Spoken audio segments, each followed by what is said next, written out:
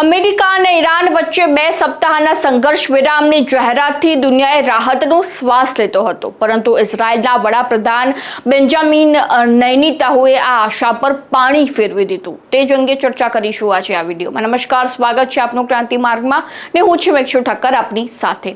નેતન્યાહુના કાર્યાલયે બુધવારે સવારે સ્પષ્ટ કહ્યું હતું કે અમેરિકા અને ઈરાન વચ્ચે થયેલી સમજૂતી લેબનોનમાં હિઝબુલ્લાહ વિરુદ્ધ ચાલી રહેલી ઇઝરાયેલી સૈન્ય કાર્યવાહી પર લાગુ થશે નહીં.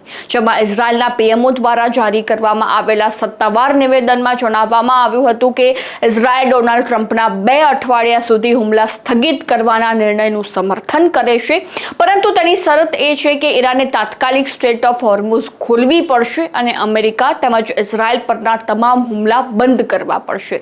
જેમાં નિવેદનમાં સૌથી મહત્વની વાત તો એ કહેવામાં આવી હતી કે આ 2 અઠવાડિયાનો સીઝ ફાયર લેબનોન પર લાગુ નથી પડતો. આનો અર્થ એ થાય છે કે ઈરાન સાથે સીધી અથડામણ ભલે ટળી હોય, પરંતુ લેબનોનમાં હિઝબુલ્લાહના ઠેકાણાઓ પર ઇઝરાયલના હુમલા ચાલુ રહેશે.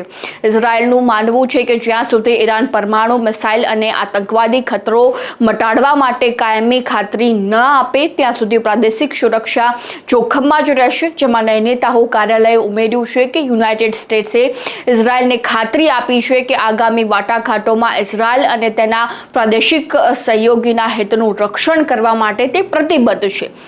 હવે જોવાનું એ રહેશે કે જો લેબનોનમાં ઇઝરાયલના હુમલા ચાલુ રહે છે તો શું ઈરાન આ યુદ્ધ વિરામનું પાલન કરશે કે કેમ, કારણ કે ઈરાને તેના 10 મુદ્દાના પ્રસ્તાવમાં લેબનોનમાં પણ સીઝ ફાયરની માંગ કરી છે. એટલે કે આપણે જે સવારના સમય દરમિયાન જે સમાચાર સાંભળ્યા હતા કે હવે હાશ ઈરાન અને ઇઝરાયલ વચ્ચે જે યુદ્ધ ચાલી રહ્યું છે તે રોકાઈ ચૂક્યું છે, સીઝ ફાયર થઈ ચૂક્યું છે, પરંતુ હવે જે છે તે ઇઝરાયલના રાષ્ટ્રપતિએ રોણ કાઢ્યું છે કે ભાઈ લેબનોનમાં તો હુમલા બંધ નહીં કરવામાં આવે, આડકતરી રીતે ક્યાંક ને ક્યાંક એ હુમલા ચાલુ રહેશે. તો હવે આ મુદ્દાને લઈને શું નિરાકરણ આવે છે, અમેરિકા શું નિરાકરણ લઈને આવે છે, તે ખૂબ મોટો પ્રશ્ન છે કે ફરીથી એ યુદ્ધ શરૂ થશે કે કેમ. અનેક પ્રશ્નો જે છે તે હાલમાં ઉઠી રહ્યા છે અને આ મુદ્દા અંગે તમારું શું કહેવું છે એ પણ અમારા કોમેન્ટ બોક્સમાં જણાવી દેજો અને ખાસ ક્રાંતિ માર્ગને સબસ્ક્રાઇબ કરવાનું ભૂલતા નહીં.